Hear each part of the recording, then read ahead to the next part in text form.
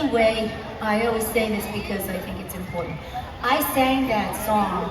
I drove all night because there weren't any songs on the radio with women driving. So, I know. You think it's funny? It's not. See, we have a license. We get in a vehicle and go wherever the hell we want. See what I'm saying? It's called freedom. It's called power. Anyway, I guess I'll try and make this brief. It's always a problem, but I'll try. You know, in just around this time, my whole career kind of took a nosedive, and mainly because there were different people at the record company. People that made me famous were different. These guys were the kind of guys I ran away from home from, you know. Kind of like, you know, I'm half Italian. I'm half Italian, quarter Swiss, quarter German, like cold cuts. So, you know, I was sitting across from a guy with a kind of jersey shirt that was unbuttoned, chain action, you know, and a comb over, telling me, "Hey, why don't you just wear jeans and a t-shirt? What's wrong with you?" So, you know what I was thinking? I was thinking, why don't you just shave your head? You're gonna go freaking bald anyway.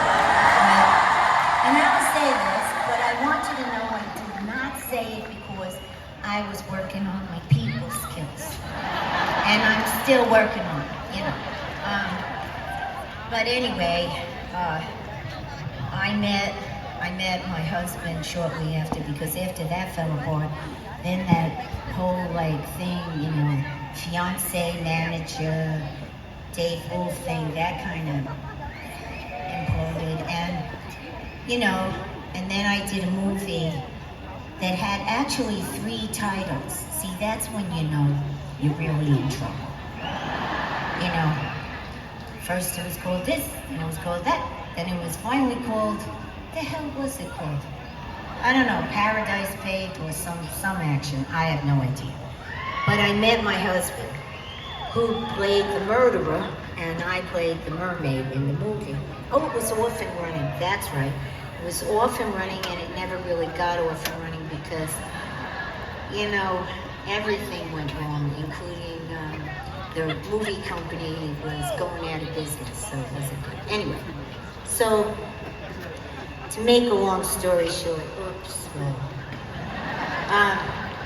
I hate to just put my foot up here because when I do, my stage manager just starts to go. But you know, I was concerned because his name was David also. And so I thought I was collecting Davids. So I went to a therapist, as you would if you feel like you're collecting Davids, right? You ever have like boyfriends and they're all the same name and there's something messed up, right?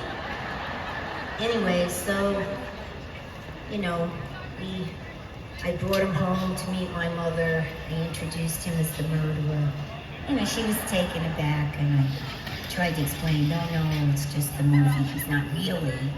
And then I figured the heck with it, because when I went to the therapist, he said, you know, you love the guy, but you're gonna leave him because his name is David. And that's not how he said it either. For some reason around that time, all my friends and this therapist, they were kind of whiners, but, you know, I like to look at it like maybe they were singing to me. You know, I had one friend, Myra, she went, Cyndi. And another girl from the clothing shop was said, Cyndi. And then the therapist was like, wow, Cyndi. And, you know, but I looked at it positively, and I felt like if these people were singing to me, it meant something, right? So I just figured, you know, the hell with it. I'm going with that guy, even if his name is David. You know, and we're together for a long time, like 30 or something years. Anyway, yeah, and he's funny and he's handsome and yeah, he's my guy. And he said to me, Sin, you gotta start telling your own story and in your own words. And that was the Hat Full of Stars CD.